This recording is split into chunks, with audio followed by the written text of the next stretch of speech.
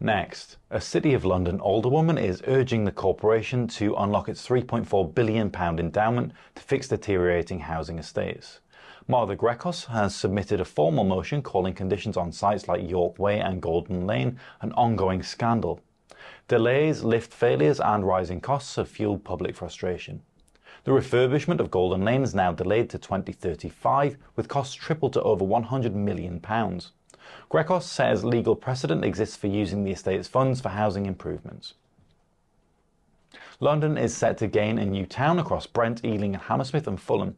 Known as Old Oak, the 30-year plan aims to build 25,000 homes and create 56,000 jobs. The Old Oak and Park Royal Development Corporation says industrial land and public plots will be transformed into a well-connected canal-linked neighbourhood. At least half the homes are expected to be affordable, including 1,000 council properties. Ealing Council says the scheme is vital to address the borough's growing housing crisis. A man has been jailed for killing Samuel Winter in a one-punch attack at Southwark Tube Station. Raheem Miles punched a 28-year-old after a minor encounter, causing a fatal brain injury. He fled the scene but was arrested the next day using Oyster card data. Cleared of murder, he admitted manslaughter and was sentenced at Inner London Crown Court. Mr. Winter's family described him as a compassionate and dedicated volunteer whose loss will be felt forever across his community. The judge said Miles showed no remorse and had left the scene without offering help, calling the act both senseless and devastating.